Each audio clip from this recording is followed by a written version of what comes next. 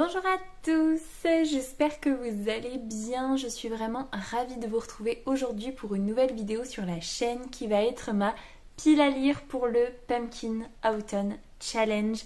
Je suis trop contente de pouvoir vous faire cette pile à lire qui ne sera très certainement pas respectée, clairement, parce que, vous le savez, ma vie fait que j'ai plus autant de temps que ça pour lire, en tout cas pour l'instant.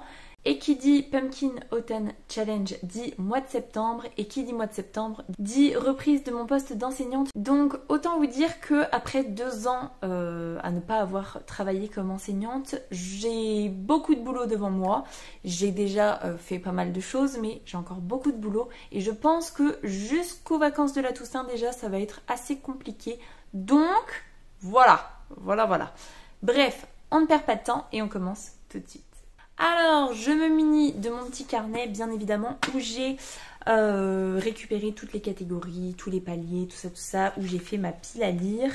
Du coup, cette année, le thème c'est l'auberge des histoires extraordinaires. Le challenge débute le 1er septembre et se termine le 30 novembre. On a 4 paliers qu'on peut essayer de valider. Donc le premier palier c'est doigt de fée, et là il faut valider 3 catégories. Je pense que ce palier-là, il sera largement atteint pour moi parce que ça veut dire lire un livre par mois. Donc c'est faisable, je pense. Deuxième palier, c'est l'hydromel des sorcières, et donc là il faut valider 6 catégories. Je pense que c'est globalement faisable. Pas sûr, mais si j'y m'y prends bien au niveau de mes lectures, c'est encore faisable. Troisième palier, c'est dragon glouton, et là c'est 9 catégories. En temps normal, j'aurais tendance à vous dire que c'est faisable, mais je pense que je n'y arriverai pas, donc voilà, c'est tout, je me fais une raison. Et le dernier palier, c'est le festin des alphelins, et là il faut valider 12 catégories. Celui-ci, clairement, il ne sera pas atteint. Il n'y a même pas une once de chance que je puisse réussir ce palier, mais je vous le donne à titre indicatif. Voilà. Donc, premier palier, oui, sûr à 100%. Deuxième palier, ça commence à picoter un petit peu, mais je pense que c'est faisable. Troisième palier, à mon avis, c'est mort. Bref. Je vous ai quand même concocté une pile à lire avec 11 catégories parce que la 12e, en fait, je sais que je vais y mettre quelque chose, mais je ne sais pas encore quoi. Je reviendrai dessus à la fin de la vidéo. Bref, on commence avec la pile à lire.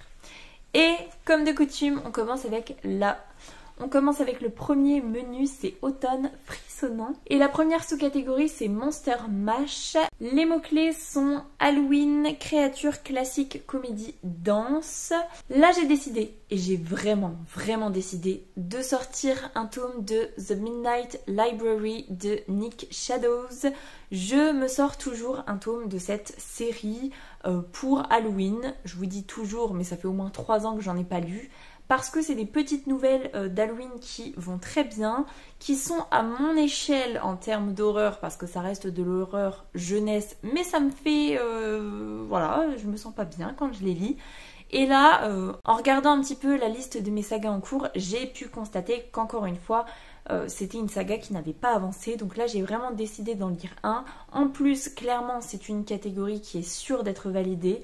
Après, lequel, je ne sais pas trop. Je pense que je vous ai inséré un des tomes que je n'ai pas lu. Après, ça dépendra à la médiathèque lequel je vais trouver. Parce que, clairement, ils sont empruntés à la médiathèque. Donc voilà, pour la première sous-catégorie. Deuxième catégorie, c'est seriez-vous capable de l'arrêter? Et là, les mots-clés sont thriller, enquête, suspense, identité, philosophie, paradoxe, manga. Là, j'ai décidé de prendre le mot-clé enquête avec le tome 2 de Belladonna d'Adaline Grace. Donc c'est Foxglove, je crois que c'est comme ça que ça se prononce. Là, clairement, c'est qui tout double. C'est encore une fois une suite de saga. En fait, je vous l'ai pas dit, j'ai mis que des suites ou des fins de saga parce que je veux que ces 3 mois de Pumpkin soient vraiment axés sur poursuivre et terminer des sagas. Parce que voilà, quand arrive le moment de tourner ma vidéo sur mes sagas en cours, j'aime bien mettre un petit coup de booster sur des sagas et en avancer un petit peu plus. Donc voilà. Tome 2, et là c'est un petit peu sa dernière chance parce que même si j'avais passé un bon moment pour le tome 1, Je suis en pourparlers avec moi-même pour savoir si je la mets en saga abandonnée ou pas. Parce que c'est quand même particulier, Belladonna, et voilà, comme je vous disais, j'ai bien aimé, mais c'est exactement ça le résumé. J'ai bien aimé, mais. Donc, je pense que je vais lire le tome 2, et en fonction du tome 2, je mettrai la saga en abandonné ou en terminé pour l'année suivante, parce que, à mon avis, si je poursuis la saga, je la lirai également pour le Pumpkin Autumn Challenge, mais cette fois-ci de 2026. Donc, voilà, je parle beaucoup trop, cette vidéo va être si longue, si longue.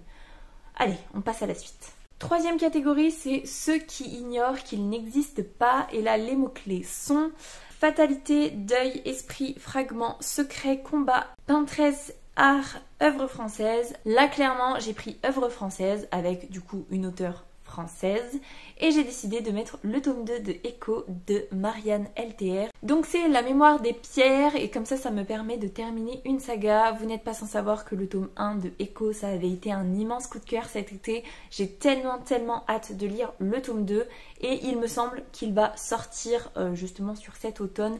Donc dès qu'il sort je me lance dedans. Donc je croise des doigts parce que s'il sort le 29 novembre, je n'aurai jamais le temps de le lire pour le Pumpkin. Mais voilà, normalement ça devrait être cet automne. Donc voilà pour cette catégorie. La suivante c'est Les songes maudits de Carmilla. Et là les mots-clés sont vampire, manoir, nuit, surnaturel, gothique, horreur, nouvelle. Je vous ai dit totalement n'importe quoi puisque ici c'est un tome 1 que j'ai décidé d'insérer, mais le côté manoir m'attirait trop et c'est vraiment celui-ci que j'avais envie de lire pour cette catégorie. Donc c'est le tome 1 du manoir Thorn, donc c'est Les mailles du temps et c'est de Kelly Armstrong. Je vous en ai parlé pour les sorties du mois d'août avec le tome 3. Il me semble, le résumé du tome 1 me faisait trop envie, donc voilà. Et là, le fait d'avoir vu dans les mots-clés le mot manoir, tout de suite en fait, j'ai eu envie de lire celui-là, donc voilà. Est-ce qu'il sera lu parce que ça me fait une saga commencer? Je ne sais pas. Mais en tout cas, ce qui est sûr, c'est que j'ai très envie de découvrir cet univers. On passe au deuxième menu et là, c'est Automne extraordinaire. La première sous-catégorie, c'est La bonne auberge de la pierre levée. Les mots-clés sont fantasy, quête médiévale, JDR, livre dont vous êtes le héros, voyageur et musique. Et là, celui-ci sera lu. C'est sûr parce que bon, il sort cet automne, il sort au mois d'octobre, j'ai trop hâte. C'est bien évidemment le tome 5 du Pont des Tempêtes de Daniel L. Jensen. Donc c'est Le Trône tourmenté, j'adore cette saga, j'adore cet auteur et donc bien évidemment quand j'ai vu que au mois d'octobre le tome 5 allait sortir, je me suis dit bien évidemment dès qu'il sort je le récupère et je le lis. Et donc, voilà, c'était évident pour moi de le mettre dans le Pumpkin. Surtout que ça me fait avancer une saga. Actuellement, je suis à jour, mais quand il sera sorti au mois d'octobre, je ne le serai plus. Donc voilà, en tout cas, si vous ne connaissez pas encore l'univers du Pont des Tempêtes, n'hésitez pas une seule seconde, c'est pépite. Deuxième sous-catégorie, c'est Chaudron, Foudre et Clair de Lune. Les mots-clés sont fantastique, magie, sorcière, potion, infusion, herboristerie, amour, famille. Là, si je ne dis pas de bêtises, j'ai pris un peu le côté fantastique, famille, amour vite fait, magie aussi vite fait. J'ai fait un petit melting pot. Hein. Avec le tome 2 de Deadly Divine, donc c'est La furie des damnés d'Ella Fields. J'avais beaucoup aimé le tome 1, ça n'avait pas été un coup de cœur, mais j'avais passé un très bon moment de lecture. Et au vu du final du tome 1, le personnage principal souffre à fond. Donc bien évidemment, j'ai envie de savoir la suite. Et ça fait beaucoup trop longtemps que je repousse la lecture du tome 2. Donc voilà, qui dit volonté d'avancer mes sagas en cours, autant mettre le tome 2 dans ma pile à lire. Comme ça, peut-être que je le sortirai. Peut-être. Troisième sous-catégorie, c'est le cercle de la comté. On a fête, gourmandise, réconfort, joie, diversité, singularité, empathie, vivre ensemble. Là, j'aurais totalement pu vous le sortir, il est ici. C'est le tome 2 de La maison au milieu de la mer céruléenne de TJ Klune. Donc c'est quelque part de l'autre côté de la mer. Clairement là, vivre ensemble, diversité, singularité, c'était obligé de mettre celui-là puisque voilà, Quand vous voyez cette vidéo, on doit être le 4 septembre. Je vous avais dit que je lirais le tome 2 cet été. Voilà, hein, clairement, on va pas se mentir, mais je suis actuellement en train de lire un livre que j'arrête pas de vous dire, il faut absolument que je lise le tome 4. Je suis en train de le faire, donc c'est moins grave que je n'ai pas encore commencé le tome 2 de La maison au milieu de la mer céruléenne, mais bon, je le mets dans cette pile à lire, je le lis. Et j'essaye de le lire pas trop tard parce que je le vois pas trop au mois de novembre. Je sais pas pourquoi, pour moi c'est vraiment quelque chose d'été, début automne, surtout que dans la région où on est, bon là aujourd'hui il fait moche, mais normalement ce sera encore un petit peu l'été au mois de septembre, donc voilà. Est-ce que je vais le faire ou pas? On verra bien d'ici la fin du challenge, mais je croise les doigts en tout cas.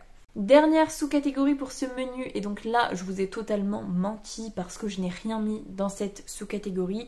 C'était latte, une variation sophistiquée et crémeuse, donc c'est une couverture aux couleurs d'un latte à la cannelle et à la cardamone, donc marron ou beige. Je n'ai pas trouvé dans mes suites de saga de couverture marron ou beige, donc j'ai rien mis. Voilà.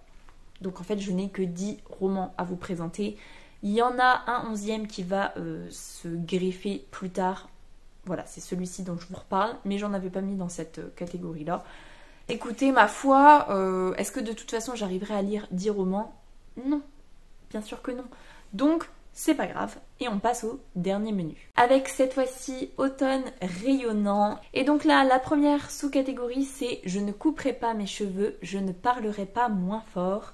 Les mots-clés sont mythologie, chasseresse, liberté, émancipation, féminisme. Là, pourquoi est-ce que j'ai mis celui-ci? Pour liberté, je crois. J'ai un petit peu étiré le mot liberté.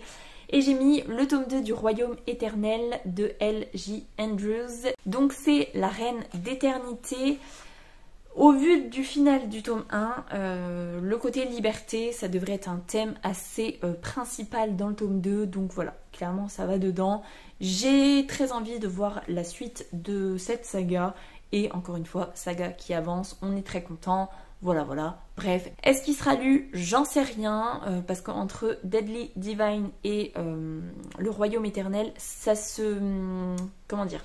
Mon cœur balance en fait entre lequel j'ai envie de lire, c'est soit l'un soit l'autre en fait. Les deux, ça me paraît compliqué. Mais en tout cas, il est dans ma pile à lire. Après, on verra bien. Deuxième sous-catégorie, c'est ma meilleure ennemie. Et là, les mots-clés sont dualité, hiérarchie, inégalité, résistance, rebelle, sacrifice, enemies to lovers et steampunk. Là, j'ai pris rebelle, j'ai pris inégalité, j'ai pris résistance, j'ai tout mélangé. Et je vous ai sorti le tome 3 et dernier tome. Donc ça me permet de terminer une saga, de défier la nuit de Brigitte Kéméraire. Donc c'est détruire le jour. Voilà, clairement, hein, pour ceux qui ont commencé cette saga, on est dans la rébellion, on est dans la résistance, on est dans les inégalités, tout ça, tout ça. Bref, j'ai hâte de terminer cette saga parce que ça a été beaucoup moins un coup de cœur qu'un sort si noir et éternel, mais c'est quand même un bon moment de lecture. Malgré un début de tome à chaque fois un petit peu longuet pour ma part, le final à chaque fois est trop bien et puis j'ai envie de savoir la fin en fait, il me reste plus qu'un tome. Ce serait quand même dommage de s'arrêter maintenant. Donc celui-ci,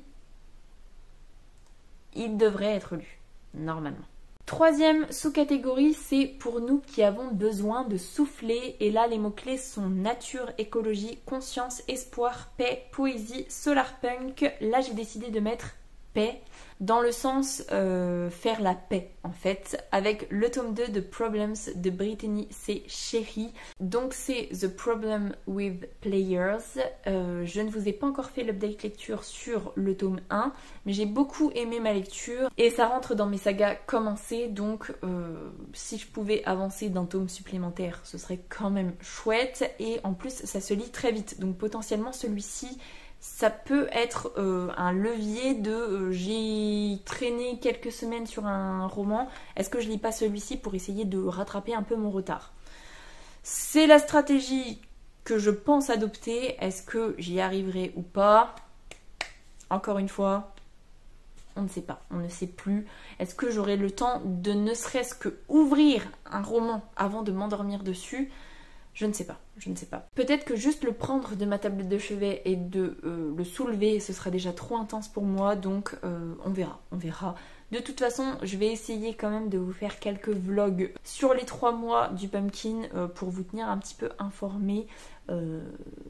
Mais rien que là, à l'heure actuelle, je suis extrêmement fatiguée. Ça me paraît être une montagne gigantesque, mais bon, bref, on passe à la dernière sous-catégorie. Et donc là, c'est rester tout le temps avec brindille. Les mots-clés sont amitié, animaux, soins, aventurière, changement, jeunesse, bande dessinée. Je n'ai rien mis dans cette catégorie, mais j'ai prévu de lire une, voire 2, voire 3, voire 4 bandes dessinées. Vous n'êtes pas sans savoir que je n'aime pas les bandes dessinées. Enfin, c'est pas que j'aime pas, c'est que comme les mangas, j'ai du mal à vraiment avoir envie de lire une bande dessinée. Je préfère un roman, largement. Ce sera toujours le roman qui primera. Mais il faut savoir que l'école dans laquelle je suis affectée fait partie d'un projet précurseur de école avec classe aménagée BD, puisque bah voilà, j'habite proche d'Angoulême, donc vous devez savoir que Angoulême c'est quand même la ville de la BD.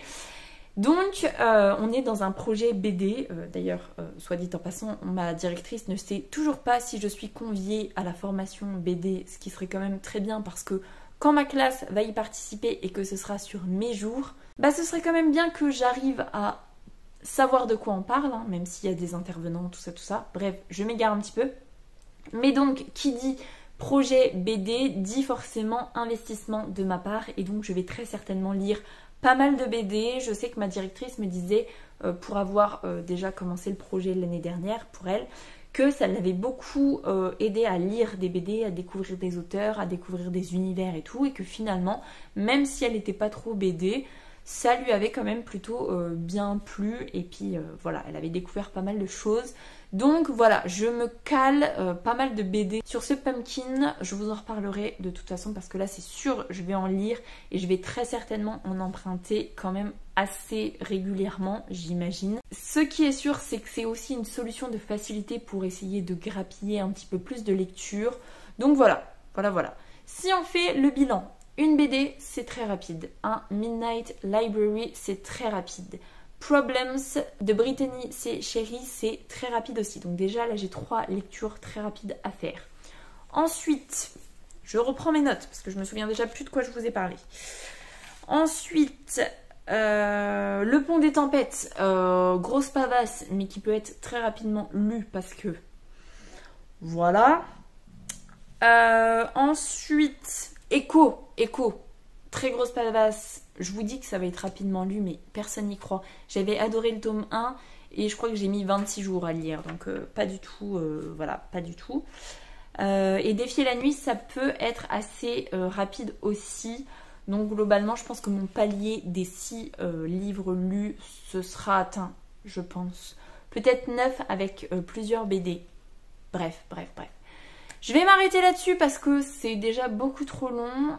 Je suis trop contente de reparticiper une nouvelle fois au Pumpkin Autumn Challenge. Même si j'imagine qu'au regard des challenges que j'ai fait depuis le mois de mai, ce sera pas forcément ce que j'avais prévu en termes de rythme de lecture. Ce sera même encore pire. Mais bon, c'est tout, c'est la vie, c'est comme ça. J'essaye quand même de profiter de tous ces instants qui vont passer bien trop vite, qui passent déjà bien trop vite. Donc... voilà, si je relis beaucoup plus que dans 2-3 ans, et ben je ne relirai que plus dans 2-3 ans. Et c'est pas grave, ce n'est vraiment pas grave. Sur ce, je vais vous laisser là-dessus. J'espère que cette vidéo vous aura plu. Si c'est le cas, n'hésitez pas à mettre un petit pouce dans les airs, à vous abonner à la chaîne et à venir discuter avec moi en commentaire. Ça me fera super plaisir. Pour les plus timides, un petit emoji tigre, ce sera très apprécié. En attendant, je vous souhaite une très belle semaine, de très belles lectures et je vous dis à la semaine prochaine. Salut!